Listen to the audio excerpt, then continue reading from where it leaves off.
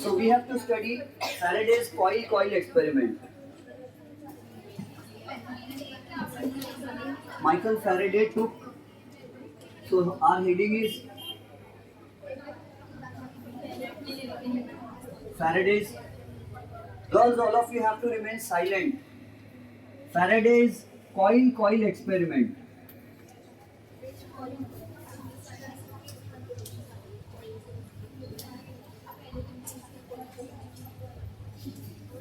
He took one coil, solenoid coil, and connected it to a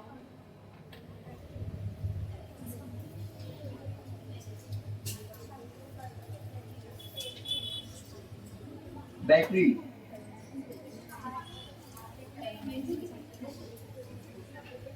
He took this coil, connected it to a battery, and he took another coil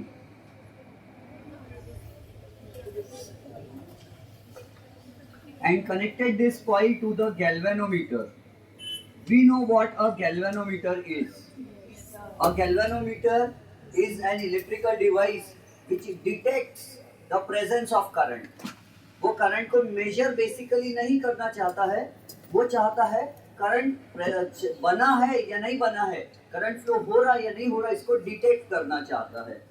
तो हाँ, थोड़ा थोड़ा current galvanometer से गिना जा सकता है, कुछ मिली एम्पियर तक करंट गिन सकते हैं.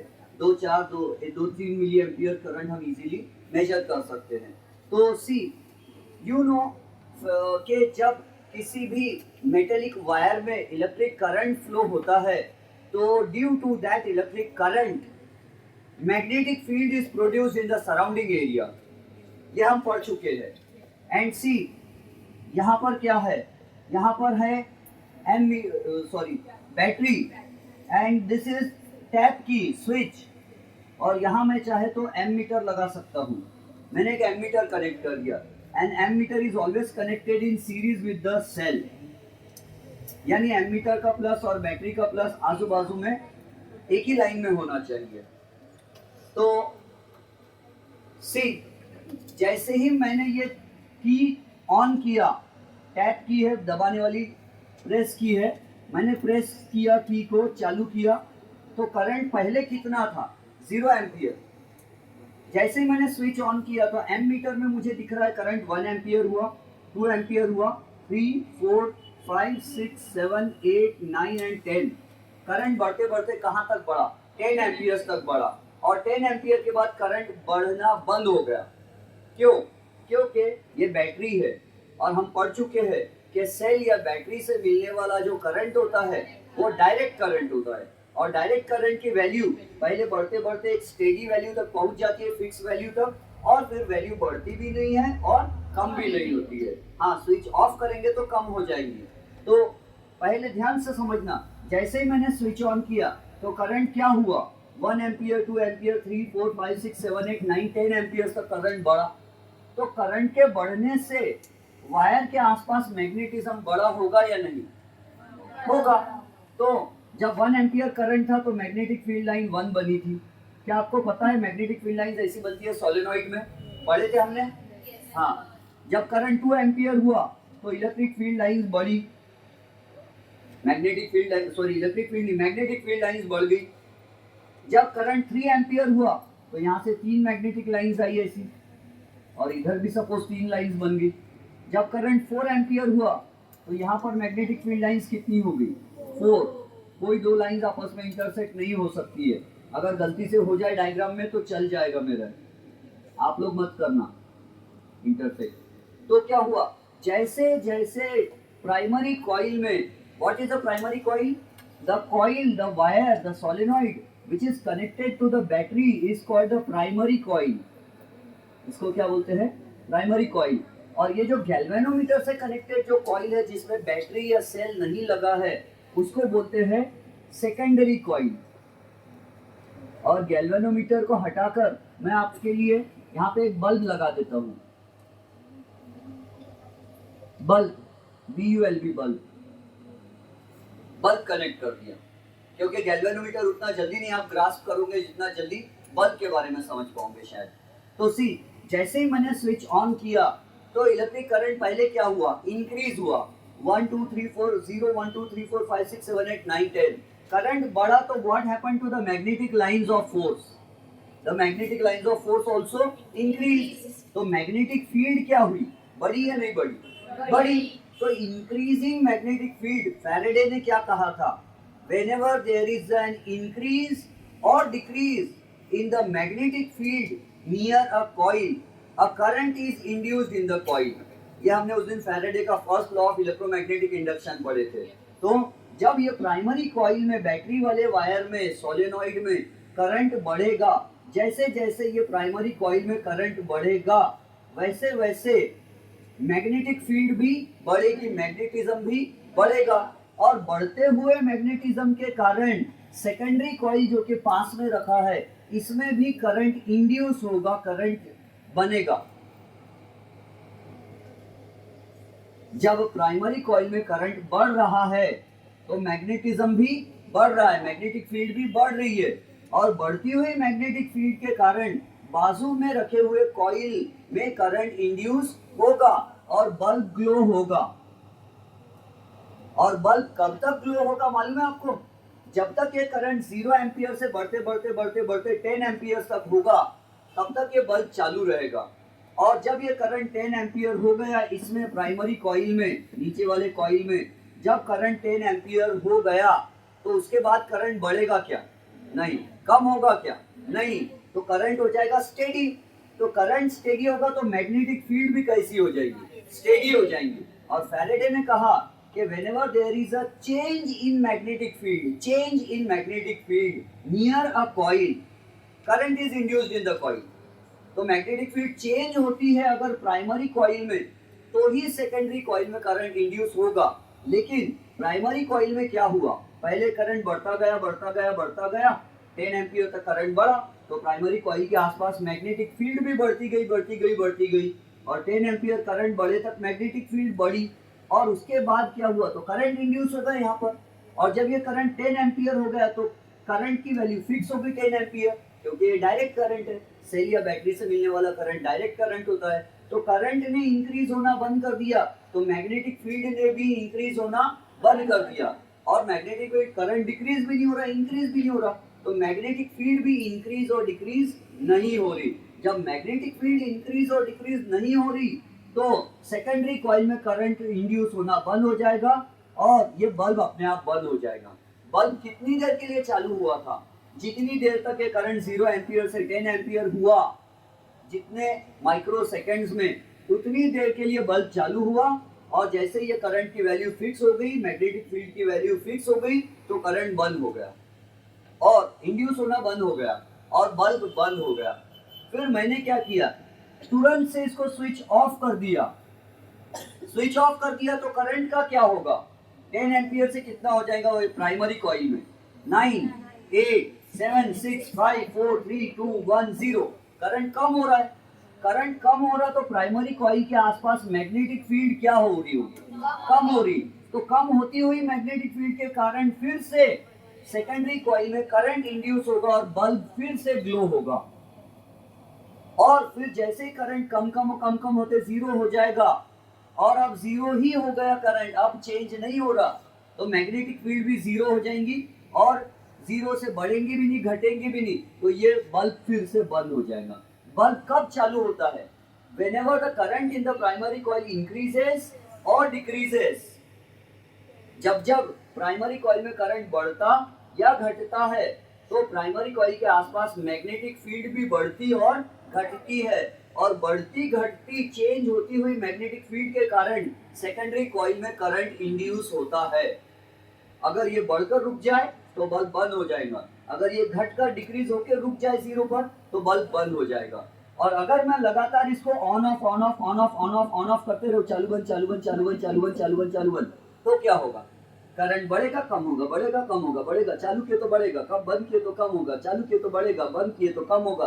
तो मैं इसको चालू बंद करता रहूंगा तो करंट बढ़ेगा घटेगा बढ़ेगा घटेगा बढ़ेगा घटेगा, तो करंट बढ़ेगा घटेगा तो क्या होगा, मैग्नेटिक फील्ड भी increase decrease increase decrease increase decrease होंगे, तो बल्ब लगातार चालू रहेगा। समझ में आया? This is called Faraday's coil experiment. So whenever the current in the primary coil changes, the magnetic field in the primary coil changes, and due to the change in the magnetic field near the secondary coil, current is induced in the secondary coil. इसको लिख दूं मैं शब्दों में? Okay. Whenever the current in the primary coil, whenever the current in the primary coil, और brackets में लिख देता हूँ प्राइमरी कॉइल किसको बोलते हैं? द सोलेनॉइड कॉइल या the coil which is connected to the battery, the coil which is connected to the cell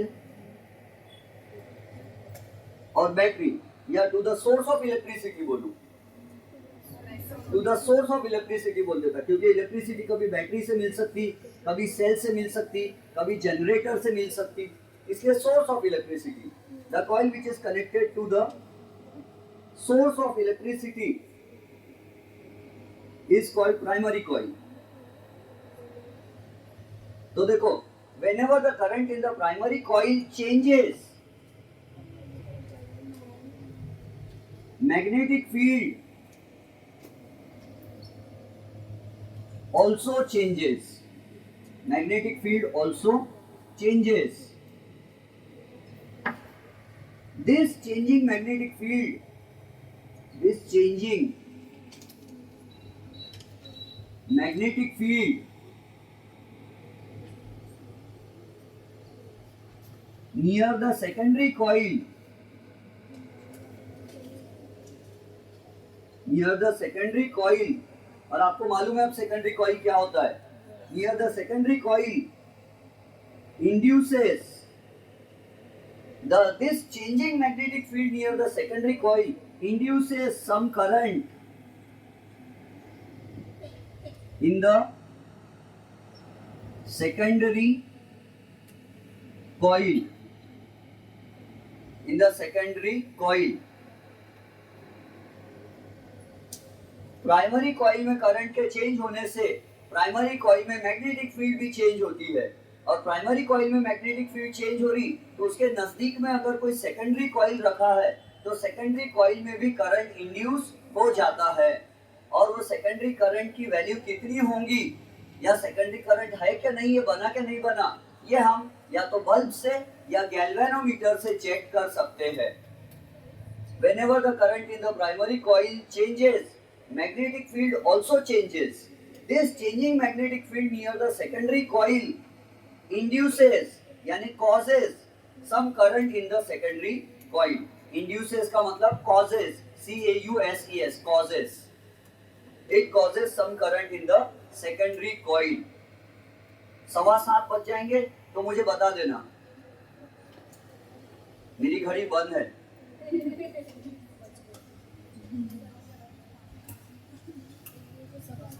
क्या हो गए? 7 बजे, 15 मिनट वाली बहुत है. 6:56. अच्छा, बहुत टाइम बाकी है. किसी को समझाइए. हाँ, ये कॉन्सेप्ट को वैसे म्यूचुअल इंडक्शन भी बोलते हैं. म्यूचुअल यानी आपस में मिलजुल कर, इंडक्शन. अच्छा, अगर ये सेकेंडरी कॉइल को दूर लेके चले गए, बहुत दूर लेके चले गए तो ये जो लाइंस की परछाई अगर ये सेकेंडरी कॉइल पर नहीं पड़ती है तो सेकेंडरी कॉइल में कोई करंट वरंट नहीं बनेगा. सेकेंडरी कॉइल प्राइमरी के पास अगर रहता है तो बनेगा करंट, लेकिन बहुत दूर है और ये magnetic lines of force secondary coil पर उसकी परछाई नहीं पड़ रही है तो फिर सेकेंडरी में करंट इंड्यूस नहीं होगा. पास में दोनों का रहना जरूरी है. क्या ये सब बातें बुक में दी हुई है? हाँ, दी हुई है, तभी तो पढ़ा रहा हूं मैं. मुझे क्या आता, मुझे तो कुछ भी नहीं आता, जो बुक में दिया वही आता. पेज 58 पर देखो, टेक्स्ट बुक में दिखा 4.16C.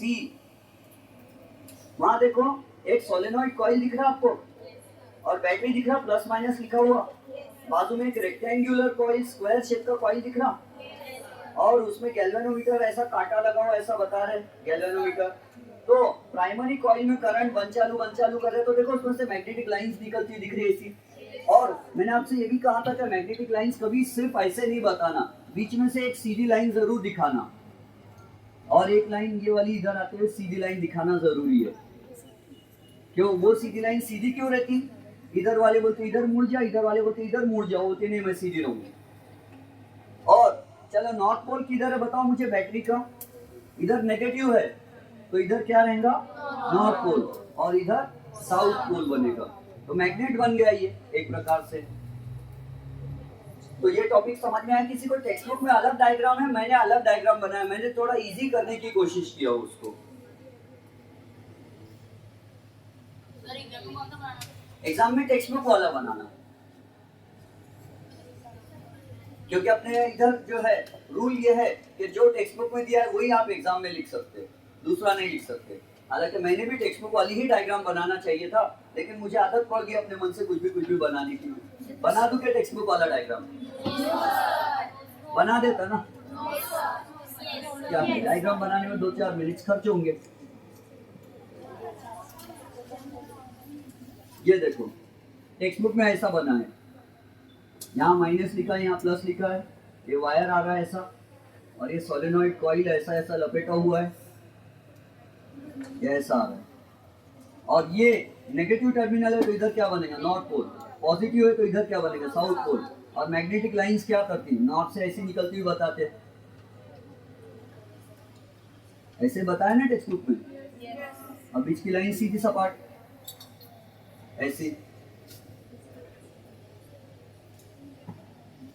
और फिर यहाँ पर क्या किया उन्होंने? ये ऐसा रखे, इसको ऐसा लाए, इसको ऐसा लाए, और यहाँ पर एक रेक्टेंगुलर कॉइल बनाया, मैं रेड कलर से बना देता। ये ऐसा एक स्क्वायर या रेक्टेंगुलर शेप का कॉइल बनाया उन्होंने, और इस कॉइल को काय से कनेक्ट कर दिए? गैल्वेनोमीटर से कनेक्ट कर दिए। हाँ ऐसा रखे, और यहाँ गैल्वेनोमीटर बना दिया, और गैल्वेनोमीटर में ऐसा काटा है,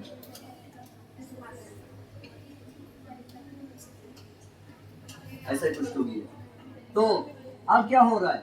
ये लाइंस की परछाई देखो, अगर इसमें मैं ऑन ऑफ करूंगा तो मैग्नेटिक लाइंस क्या होंगी? काय के अंदर घुसेंगी, तो magnetic lines will go into this coil. ये वाले कॉइल का नाम क्या रहेगा? सेकेंडरी कॉइल, क्योंकि गैल्वेनोमीटर से जुड़ा है, और बैटरी से जुड़ा हुआ ये कॉइल का नाम क्या रहेगा? Primary coil. जो सेल या बैटरी से जुड़ा रहता है उसका नाम प्राइमरी कॉइल। तो जैसे ही मैं क्या कर रहा हूँ, बॉयज एंड गर्ल्स, जैसे ही मैं इसको ऑन ऑफ कर रहा हूँ, तो इसमें क्या हो रहा? करंट बढ़ रहा है, कम हो रहा है, बढ़ रहा है, कम हो रहा है, बढ़ रहा है, कम हो रहा है। करंट बंद ज्यादा कम होने से क्या हो रहा है? तो इसमें मैग्नेटिक लाइंस कम ज्यादा हो रही, और ये कॉइल के अंदर से लाइंस कितनी पास हो रही? ज्यादा लाइन पास हो रही, कभी कम लाइन पास हो रही, कभी ज्यादा लाइन पास हो रही, कभी कम लाइन पास हो रही, कभी ज्यादा लाइन, कभी कम लाइन। तो इसमें क्या होगा? करंट बनेगा। जब सेकेंडरी कॉइल के अंदर से ज्यादा लाइन जाएंगी या कम लाइन जाएंगी, या ज्यादा लाइन जाएंगी या कम लाइन जाएंगी, तो लाइन सेकेंडरी कॉइल के अंदर क्या हो रही है? कम ज्यादा हो रही, मतलब मैग्नेटिक फील्ड क्या हो रही? कम ज्यादा हो रही। तो सेकेंडरी कॉइल में करंट इंड्यूस हो जाएगा।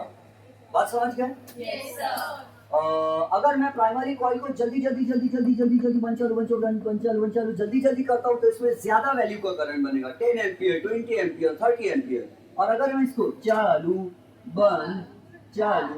बंद धीरे धीरे करता हूँ, तो इसमें 2 एम्पियर 3 एम्पियर कम करंट बनेगा। फैराडे ने खुद कहा है, फैराडे ने कहा जितने जल्दी मैग्नेटिक फील्ड कम ज्यादा होती है, उतना ज्यादा करंट बनता है सेकेंडरी कॉइल में। ऐसा फैराडे म्हणाला, सेकेंडरी कॉइल में ज्यादा करंट बनता है।